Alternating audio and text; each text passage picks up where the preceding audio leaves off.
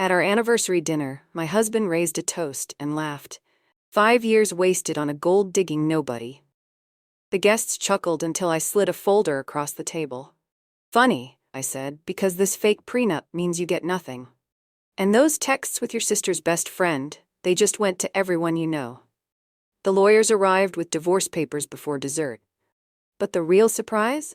I wasn't meant to understand the difference between a tax write-off and tax evasion. At least, that's what Brian believed when he casually discussed falsifying business expenses across our kitchen table while I prepared his coffee. With my back turned, he never noticed how I positioned my phone, recording every word as I nodded sympathetically. "You wouldn't get it, Marissa," he'd say, the condescension in his voice growing more pronounced with each passing year. "Your literature degree is great for reading bedtime stories, but this is real business." And I'd smile, playing my part perfectly. Before we begin, I would like to thank each of you for being part of this journey. If you are drawn to stories of women who find strength in unexpected places after betrayal, consider subscribing and hitting that notification bell icon so you won't ever miss a story like this. Don't forget to drop a comment below, letting us know where you're watching from and what time it is for you right now. Now back to the story. For 5 years, I maintained a meticulously crafted persona. The supportive, simple wife who traded her academic ambitions for domestic bliss. My bookshelves of classic literature served as the perfect prop for his narrative about me. A woman who lived in fictional worlds and couldn't possibly grasp the complexities of his financial empire. What Brian failed to recognize was that my love of literature had taught me to observe, to analyze patterns in behavior, and to recognize the subtle foreshadowing of a man's true character. If you're drawn to stories of underestimated women turning the tables on those who dismissed them, consider subscribing. It's free and supports more empowering content. Now, let's see how Marissa's 5 years of patience finally pay off. In the early days of our marriage, the dismissiveness was subtle. A patronizing smile when I asked about his work, the way he simplified explanations as though speaking to a child. I noticed, but I also noticed something more valuable. When he thought I wasn't intellectually equipped to understand, he stopped hiding things. By our second anniversary, he'd begun leaving financial documents in plain sight. By our third, he was taking business calls in front of me, discussing questionable practices with his partners, while I quietly folded laundry nearby. "Don't worry about her," he'd say. "Marissa's too busy thinking about her book club to understand what we're doing." What began as hurt pride slowly transformed into calculated observation. I created a simple system, a separate email account, where I forwarded photos of documents, transcripts of conversations, and notes about patterns I observed in his business dealings. Initially, it was just a way to prove to myself that I wasn't as simple as he believed. I had no plan for the information. I just couldn't bear the thought of being as ignorant as he assumed. The turning point came on a rainy Tuesday, 14 months ago. Brian had left his laptop open while he took a shower, and a notification appeared from someone named Vanessa. The preview showed just enough. "Last night was amazing. Can't wait to see you again when she's visiting her parents." My hands trembled as I clicked the message. There she was, Vanessa Miller, his sister's best friend since college, the woman who hugged me at every family gathering, while apparently sleeping with my husband. I scrolled through months of messages, each more intimate and disrespectful than the last. "She doesn't suspect a thing," Brian had written, too busy with her books to notice the real world around her. I took screenshots of everything, added them to my growing collection of evidence, and returned the computer exactly as I'd found it. When Brian emerged from the shower, I greeted him with the same warm smile I'd perfected over years, but something fundamental had changed. My documentation was no longer just about wounded pride, it had become ammunition. 2 days later, I reconnected with Andrea Blackwell, a college acquaintance who had become a lawyer specializing in divorce and financial crimes. Our coffee meetup appeared casual to anyone watching, two old friends catching up, but beneath the surface I was carefully testing the waters, asking hypothetical questions about marriages, prenuptial agreements, and financial disclosure laws. "It's for a character in a novel I'm outlining," I explained when Andrea raised an eyebrow at my specific questions about recording conversations and gathering financial evidence. She didn't believe me. I could tell, but she answered each question with professional precision. Our occasional coffee dates evolved into strategic planning sessions, disguised as friendly gatherings. Andrea never pushed me to admit what we were really discussing, and I maintained the pretense of creative research for months.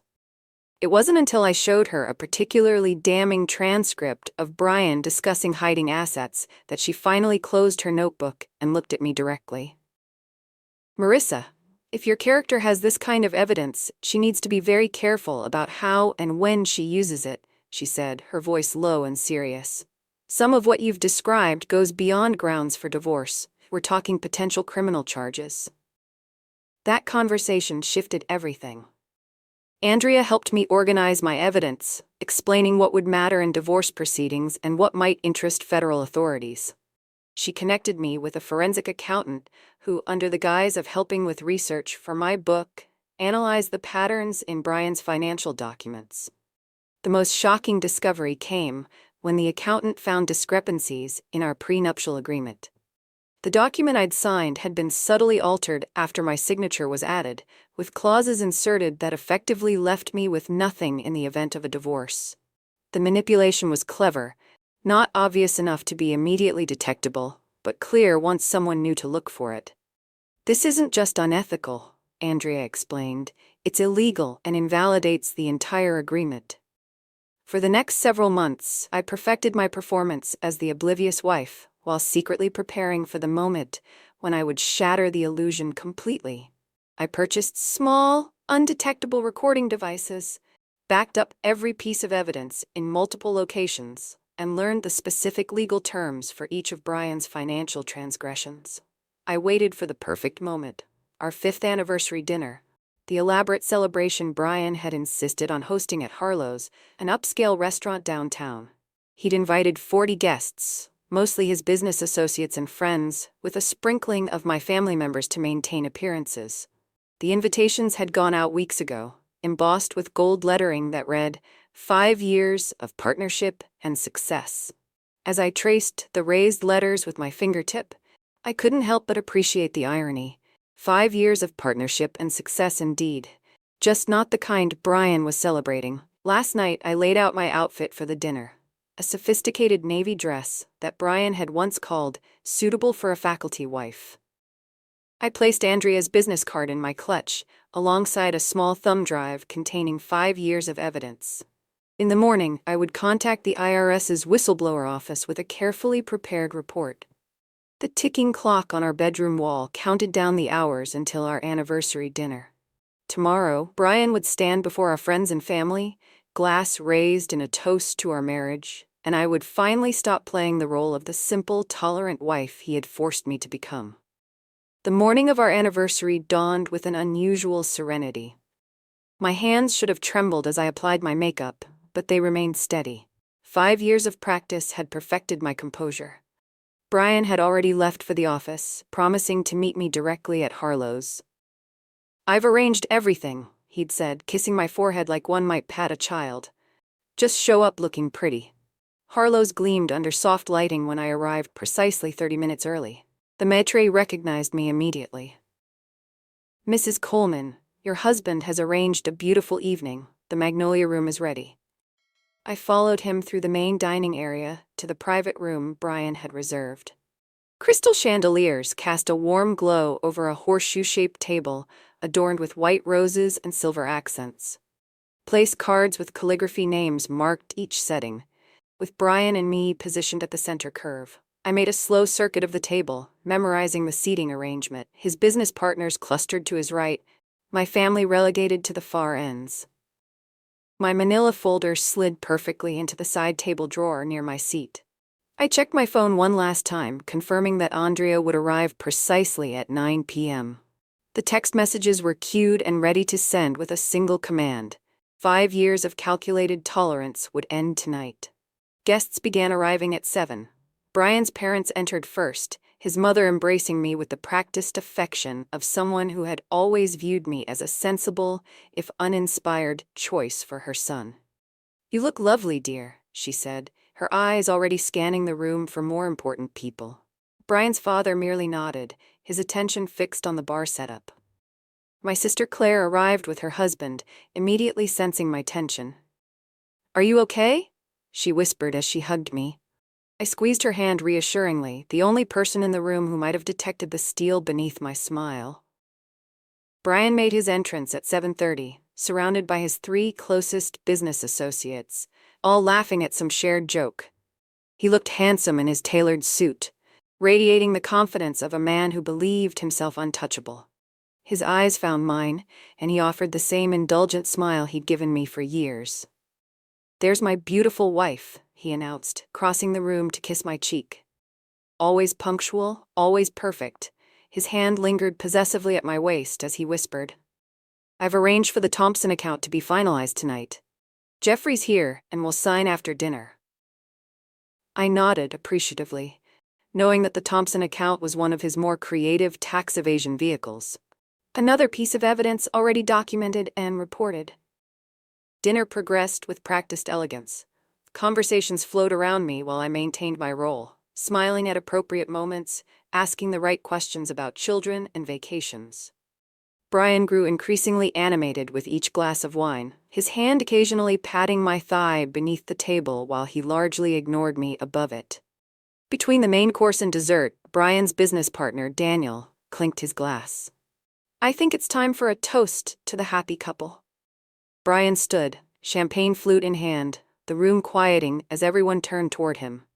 His smile carried that familiar edge, the one that appeared when he felt particularly clever. 5 years ago, I made what my friends called the safest bet of my career. Marriage to the quiet literature professor, who was more interested in fictional worlds than the real one around her. I maintained my smile as murmurs of discomfort rippled through some guests. My colleagues had warned me that marrying someone so academically focused might be challenging for a man in my position. He gestured expansively, but I saw what they didn't. A woman who would never question my business decisions, who would be content with the lifestyle I provided while staying safely in her lane. The room had grown awkwardly silent. Even his closest friends looked uncomfortable. So here's to 5 years wasted on a gold-digging nobody, he concluded with a laugh that failed to disguise the cruelty beneath the words. Who knew that my simple wife would be my greatest asset? The polite chuckles that followed held more discomfort than humor. My sister's face had flushed with anger, and even Brian's mother looked embarrassed by his display. As he sat down, pleased with himself, I quietly opened the side table drawer and withdrew my folder. The moment had arrived. I'd like to respond to that lovely toast, I said, my voice carrying clearly through the stunned silence. Brian's smirk remained fixed as I stood, folder in hand. It's true that I've been quiet these 5 years, I continued, sliding the folder across the table toward him, but not for the reasons you think. Brian's expression shifted slightly as he glanced at the folder without opening it. What's this, honey? Anniversary gift? Perhaps save it for later. Oh, but it can't wait, I replied. It's funny you should mention assets, because this fake prenup, the one you altered after I signed it, means you actually get nothing. His face drained of color as he flipped open the folder, revealing side-by-side comparisons of the original prenuptial agreement and his fraudulent version, with forensic documentation of the alterations. And speaking of assets, I continued, removing my phone from my clutch, those texts with your sister's best friend, Vanessa, they just went to everyone in this room, as if choreographed. Phones began chiming throughout the room. Guests reached for them, confusion turning to shock as they viewed the explicit messages and photos I'd discovered. What have you done? Brian hissed, half rising from his seat. Exactly what you never expected me to do, I answered calmly. I paid attention as the atmosphere in the room transformed instantly. Brian's mother was staring at her phone in horror, while his father looked away in disgust. My sister had moved to stand behind me, her hand resting supportively on my shoulder. You've misunderstood, Brian began, looking desperately around the table. These messages are dated and time-stamped, I interrupted, with your location data attached. Interesting how often you were working late at Vanessa's apartment. His business partner, Daniel, had already moved several seats away, studying the prenup documentation with growing concern. "Brian, is this true? Did you falsify legal documents?"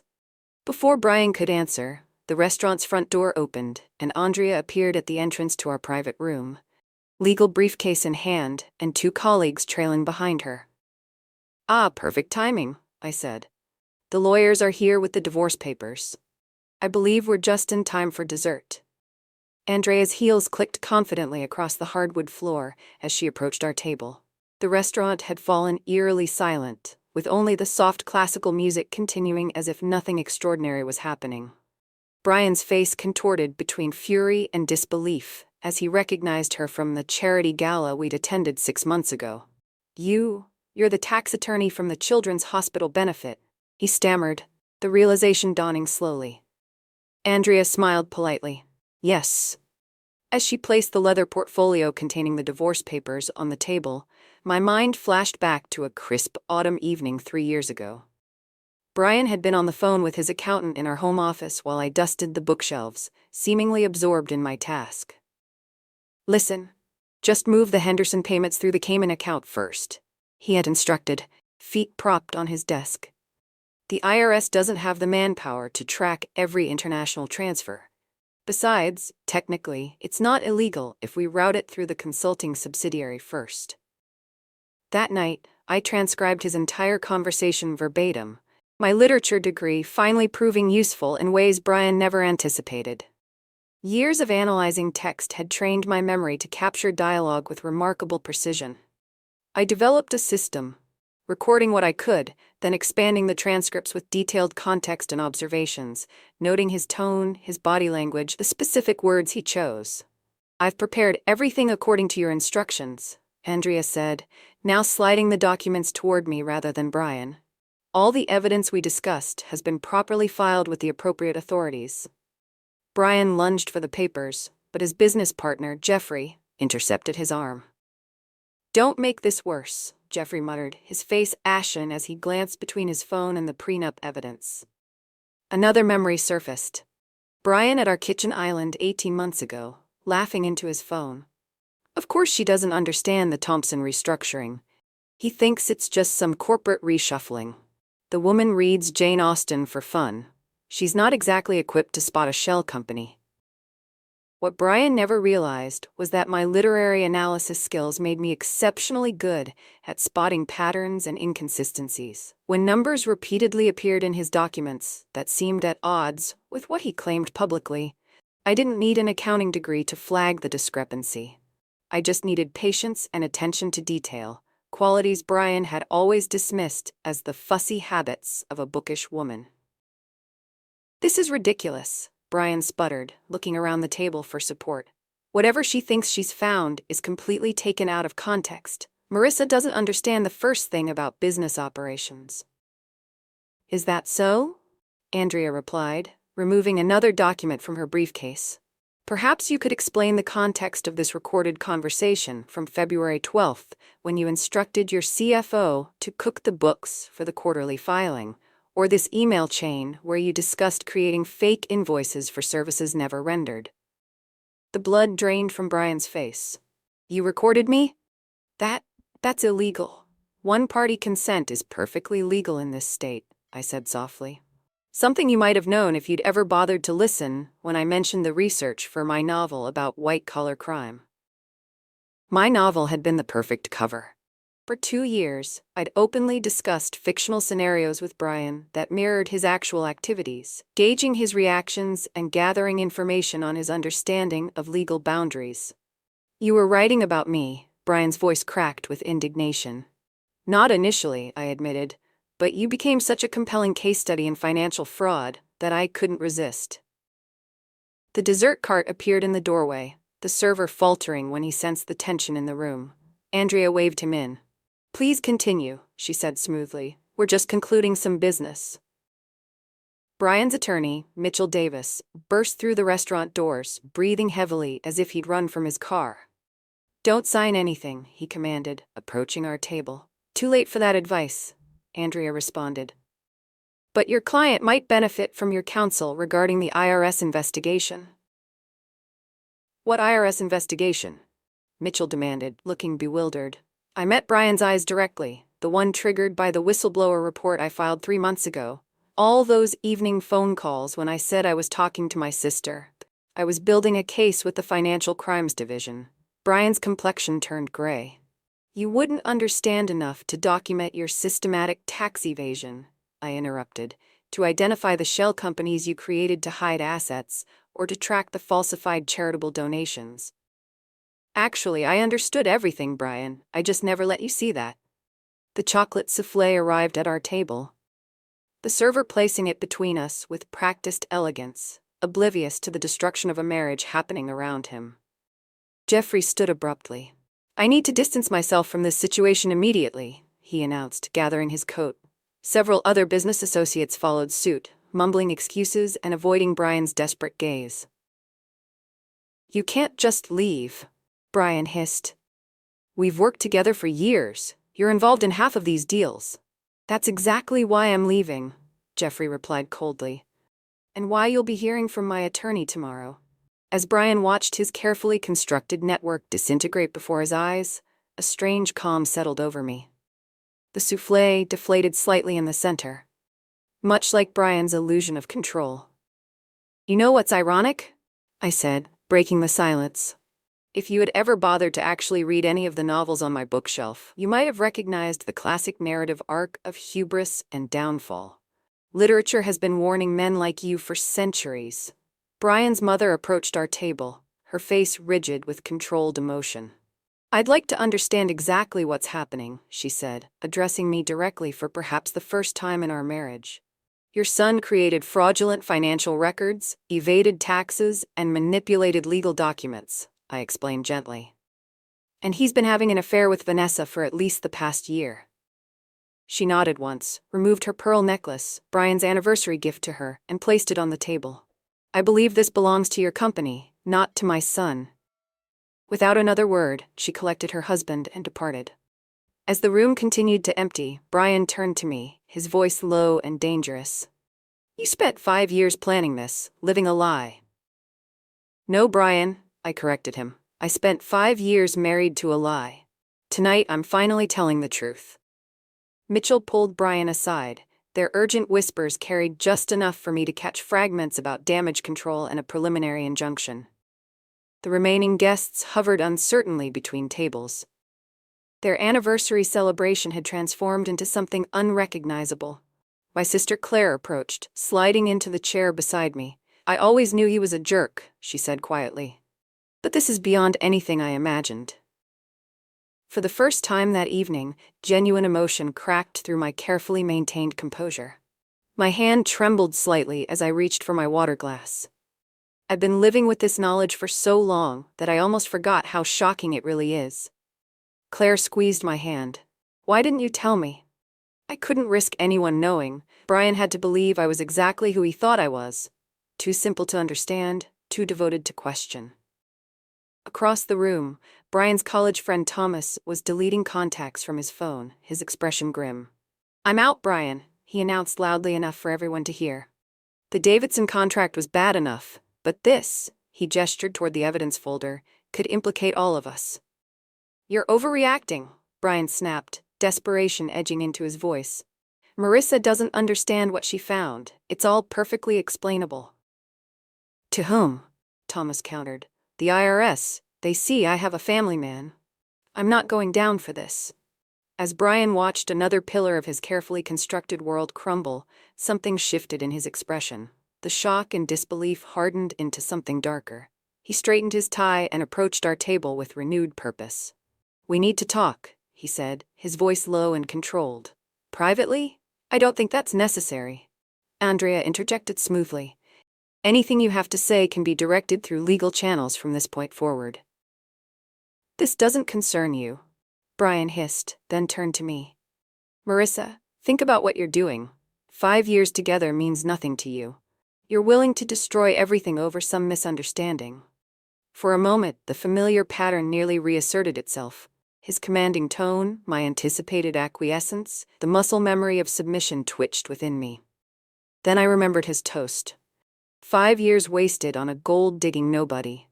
"There's no misunderstanding," I replied, my voice steady. "And there's nothing to discuss." Brian leaned closer, lowering his voice. "You think this little performance makes you powerful? I built everything we have. When this is over, you'll have nothing and no one." Something unexpected happened then. I laughed, not the polite, that accommodating laugh I'd perfected as Brian's wife, but a genuine sound of liberation. "I already had nothing, Brian. You made sure of that. The difference is, now I know my own worth." My straightened posture and direct gaze seemed to unnerve him more than any words could have. He'd never seen this version of me. The woman who wasn't performing deference. "You'll regret this," he threatened. But the effect was diminished by the tremor in his voice. "I only regret not doing it sooner." As Brian retreated to confer again with his increasingly agitated attorney, my former friend Emma approached hesitantly. She had distanced herself from me over the years, gravitating toward Brian's more successful circle. "Marissa, I had no idea," she began, her expression conflicted. "The way he talked about you at dinner parties, I just assumed that I was exactly what he described." I finished for her. "That was the point, Emma. I should have seen through it. I should have checked on you." Her remorse seemed genuine, but I wasn't ready to absolve her so easily. "Yes, you should have," I agreed quietly. 5 years is a long time to believe the worst about someone you once called a friend. Emma flinched at my honesty. In the past, I would have rushed to ease her discomfort, to smooth over the awkwardness, but that woman, the one who prioritized everyone's feelings above her own, had served her purpose. I didn't need her anymore. Across the room, Brian's remaining business associates huddled around their phones, frantically checking accounts and messages. The elegant anniversary dinner had devolved into a crisis management session, with former allies now potential liabilities to each other. My brother-in-law Mark, who had always been quiet around Brian, surprised me by bringing a fresh glass of wine to our table. "Thought you might need this," he said, setting it before me. "For what it's worth, I always knew you were the smartest person in any room Brian entered, yet you never said anything." I observed silently as Mark nodded, accepting the gentle rebuke. I convinced myself it wasn't my place. I was wrong. As conversations continued around us in hushed, urgent tones, Brian's phone rang. The ringtone, a specific chime he used only for his executive assistant, cut through the murmurs. He checked the screen, his face draining of color as he answered. "What do you mean they're there now?" His voice had lost its commanding edge, replaced by barely controlled panic. "Don't let them access anything. Nothing. I'm on my way." He ended the call, looking around the room with fresh desperation. "I need to go to the office." "What kind of emergency?" his lawyer asked sharply. "Federal agents are at the building with some kind of warrant," Brian admitted, his voice barely audible. The revelation rippled through the remaining guests. 2 more business associates immediately made for the exit, avoiding eye contact with Brian as they fled what was quickly becoming a sinking ship.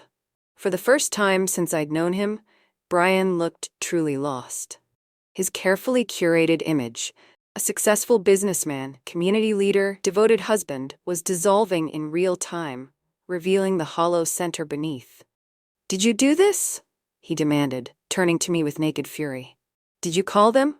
Andrea shifted slightly, positioning herself between us. "I believe I mentioned the whistleblower report earlier. Federal investigations don't happen overnight." Brian's voice trembled as he asked, "Brian, this has been in motion for quite some time." As the implications sank in, Brian grabbed his coat and rushed toward the exit, nearly colliding with the restaurant manager who had appeared to check on the commotion. "Sir, there are some men outside asking for you," the manager announced nervously. "They said it's urgent."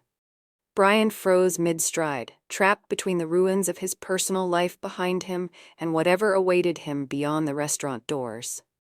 For a fleeting moment, our eyes met across the room, and I saw something I'd never witnessed in him before. Fear.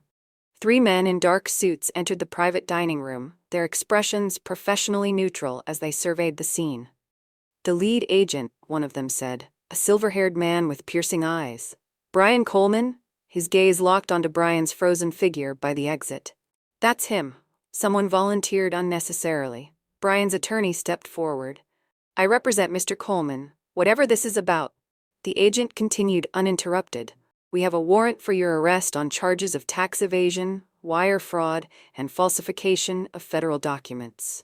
He produced an official document from his jacket. You have the right to remain silent. Anything you say can and will be used against you in a court of law. The familiar Miranda warning echoed through the suddenly silent room. Brian's face contorted through a series of emotions: disbelief, rage, and finally a dawning horror as he looked back at me. You, he whispered. What exactly did you tell them? I remained seated, calm at the center of the storm. Everything you told me, Brian, every conversation you had in front of your simple wife, every document you left where I could find it, every meeting you took in our home. Bookmark. The second agent approached with handcuffs. Brian instinctively backed away. This is a mistake, he insisted, his voice rising. These are complex business matters. My wife couldn't possibly understand enough to... I interrupted. The evidence Mrs. Coleman provided was remarkably detailed and precise. In 20 years with the Financial Crimes Division, I've rarely seen documentation this thorough from seasoned professionals, let alone a civilian. A third agent appeared with a laptop. Mrs. Coleman, if we could verify some final details before we proceed, there are a few transactions we'd like to confirm with you. Brian watched in stunned silence as I discussed complex financial maneuvers with the agent, using terminology and referencing transactions that Brian had always assumed were beyond my comprehension. The Davidson Shell Company was established in March, I explained, but the fraudulent invoices didn't begin until after the Thompson restructuring in June. Brian kept the original paperwork in his home office safe, a combination 271436 behind the reproduction Monet. Brian's attorney had gone pale. Stop talking, Brian. Not another word. But Brian wasn't listening. His eyes remained fixed on me as the realization fully dawned. All this time, he said hoarsely, all those evenings when you were reading in the corner, all those dinner parties when you just smiled and nodded, I was paying attention. Something you never bothered to do with me, I said simply. The agents proceeded with the arrest, leading a shell-shocked Brian toward the door. As they passed our table, he paused, handcuffed wrists awkwardly positioned in front of him. Why? He asked, genuine confusion in his voice. Why go through with the anniversary dinner? Why the public humiliation? You could have just had them arrest me at the office. I considered his question carefully. Because you needed to understand what you'd done, not just the financial crimes, but how you diminished me for years. Tonight wasn't just about legal justice, Brian. It was about finally being seen. Something flickered in his eyes, perhaps the first glimmer of genuine understanding he'd ever had about me. Then the agents continued, guiding him toward the exit. As Brian disappeared through the restaurant doors, the remaining guests began to disperse, murmuring in shocked tones about what they'd witnessed. Andrea collected her documents and approached my table. Are you all right? She asked gently. I took a deep breath, assessing the hollow space where fear and anger had lived for so long. I think I will be, I replied, surprising myself with the truth of it. Claire wrapped an arm around my shoulders. What happens now? Do you need a place to stay tonight? I shook my head. The house is in my name as of this afternoon. Another detail Brian never bothered to read in the documents I occasionally asked him to sign. Andrea smiled appreciatively at this final strategic move. The federal case will take months, possibly years. Are you prepared for that? I've been preparing for 5 years, I reminded her. I can handle a few more months. As we gathered our things to leave, I paused at the table where Brian and I had sat side by side for the last time. The anniversary cake remained uncut, the decorative 5 toppers now seeming like a different kind of countdown, one that had reached its conclusion. Later, in the classroom, the energy was palpable as my students debated the symbolic significance of wealth in The Great Gatsby.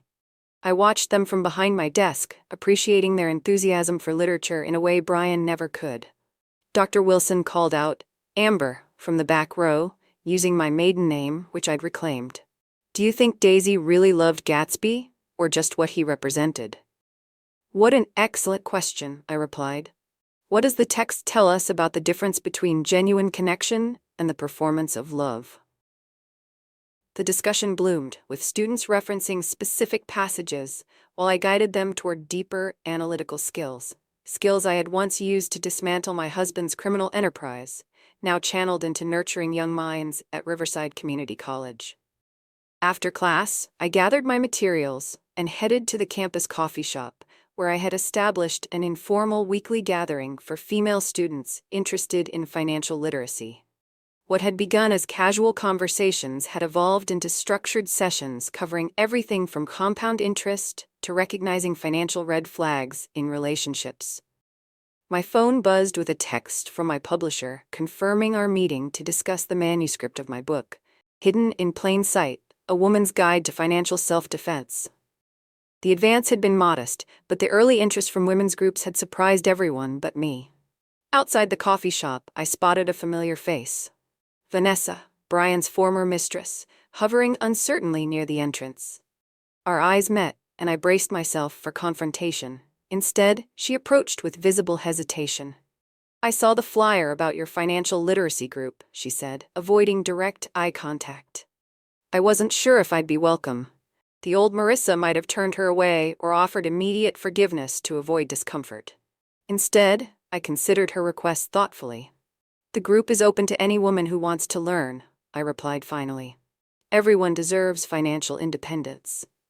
Vanessa nodded gratefully and followed me inside, where a dozen women of various ages already waited. As I arranged my materials, I caught a glimpse of my reflection in the window. Confident posture, direct gaze. There was no trace of the woman who had spent years making herself smaller to accommodate a man's ego. Brian's trial was still months away, but that was no longer the center of my story. For the first time in years, I was writing my own narrative. Not as a revenge plot or a survival strategy, but as the life I'd always been capable of living. "Let's begin," I said to the waiting women, opening my notebook to a fresh page.